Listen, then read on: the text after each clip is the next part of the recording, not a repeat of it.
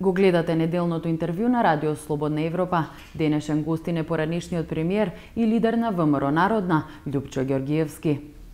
Господине Ѓоргиевски, на последните предвремени парламентарни избори не добивте ниту еден мандат.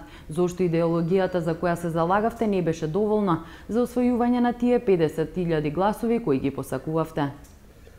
Па, мислам дека има една единствена причина. Тоа е медиумската цензура на ВМРО Народна партија. Јас ќе ве потсетам дека 2006 година нашата партија имаше над 100.000 гласа и потоа перманентно бевме трета политичка партија во македонскиот политички блок. Меѓутоа, ВМРО ДПМН и владачката партија избрија еден стил кој очигледно им носи резултати. Ние сме комплетно изолирани од сите провладени македонски медиуми.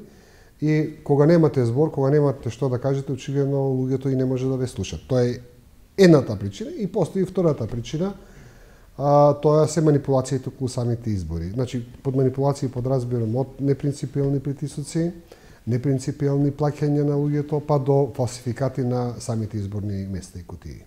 Од изборите опозицијата го бойкотира парламентот. Гледате ли простор за договори и излез од политичката криза? Па гледате, јас сметам дека принципиелно добро е што главната опозициона партија настапи радикално, затоа што дефинитивно во Македонија нешто мора да се смени. Значи, нивната битка е битка и за сите помали политички партии. Значи, слобода на медиумите, фер, демократски избори без простор за фалсификати и манипулација. Ако успеат тоа да го изборат, јас сметам дека ќе биде голема работа. Со тоа што ние излеговме со едно соопштение кај што дадовме меѓупростор, сметаме дека таа првична позиција за комплетно техничка влада може да се ублажи со министри експерти на главните 3 или 4 министерски места, со тоа што е да се даде простори на владата да направи еден чекор, меѓутоа и опозицијата да направи чекор. Другите 4 точки ги поддржуваме и сметаме дека треба исто така да се исполнат. Меѓутоа сметаме дека главниот проблем некако доаѓа до оваа петата точка околу техничката влада, односно кој ќе ги спроведува изборите. Да, но гледате ли политичка волја кај власта за договор? Па не, очигледно не. Мислам дека власта, и тоа е многу индикативно, затоа што ние гледаме, да речеме, и кај соседите, можеби најпоследен пример кај во соседна Бугарија, тие два пати направија техничка влада за да имаат фери демократски избори.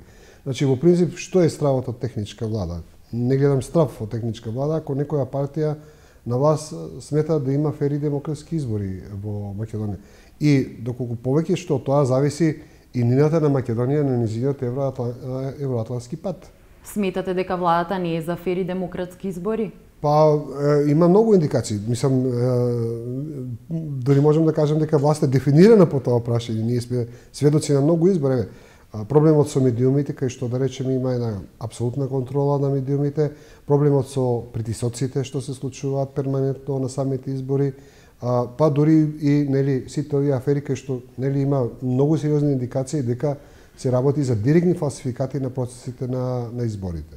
Во изминатиот период сведоци сме на низа протести и незадоволство кај граѓаните, а владата со своето мнозинство ги протурка измените во законите и меѓу другото уставните измени, без опозицијата. Како го коментирате ова? Па, гледайте, тоа е...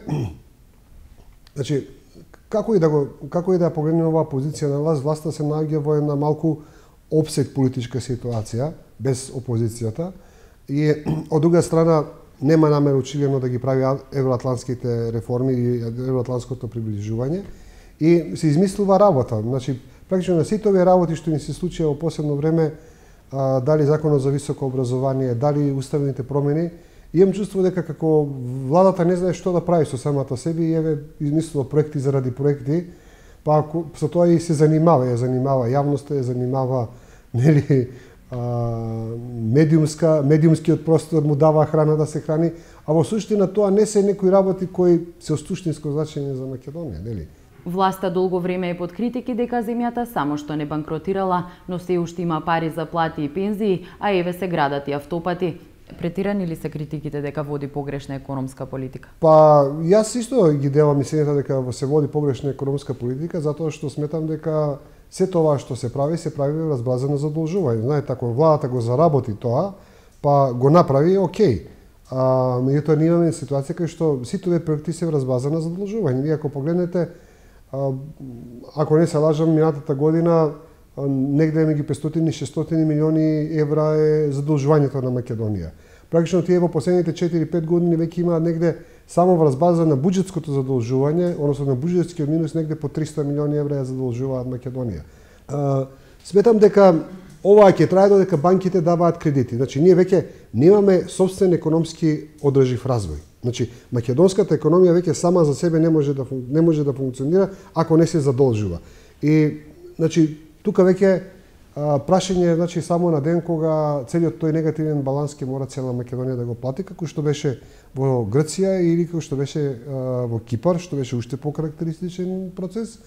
И она што е многу лошо, што практично банкротот на македонската влада ќе значи банкрот на македонските банки, затоа што гледаме дека се повеќе и повеќе задолжувањето оди према македонските банки, а не према надвор. Во меѓувреме заостануваме во евроатлантските процеси, спорот со името останува пречкано и реформите кои што треба да се спроведат, гледате ли волја кај власта за нивно надминување? Не, на почетокот сметав дека се работи навистина за некој романтизам со онаа приказна дека го бранат идентитетот со грците. Меѓутоа, ако анализирате нивната политика во овие 9 години владење, ќе видите дека сепак јас се уверив дека има систем и тој систем е јасен. Тие го зголемија проблемот со Грција барем 5 пати од она што беше во почетниот стадиум. Направија проблем со Бугарија кај што немаше проблем, туку еден поддржувач го направија, нели сега блокатор на нашиот пат во Европската унија. Мултиетничката тензија на внатрешен план со албанците постојано се одржува во она, можеме да го речеме, висок напон. И имаме една максимална отвореност на Македонија према северниот сосед.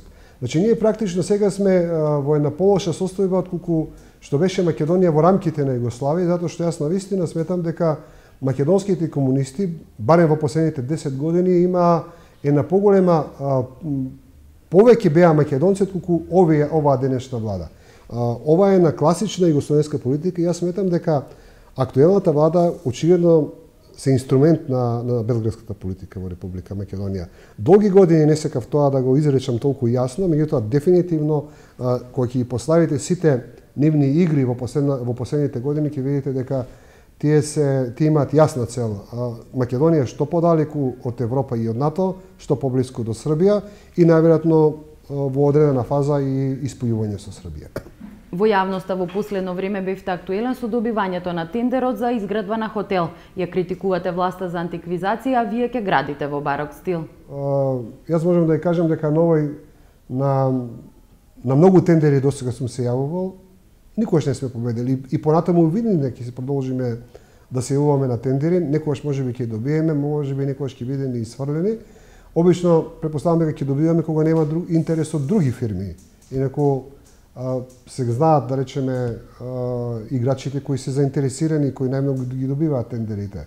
А што се однесува до стилот на градбата, ние имаме едно насилие кој ни се наметнува во стилот во Скопје и тоа очигледно од друга страна пак фирмите треба да работат и да живеат.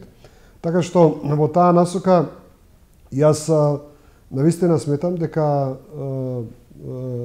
ако 75% од економијата во државата ја прави владата, вие тогаш сте врзани ваму или таму некако да си го наоѓате патот економски да ја одржувате фирмата.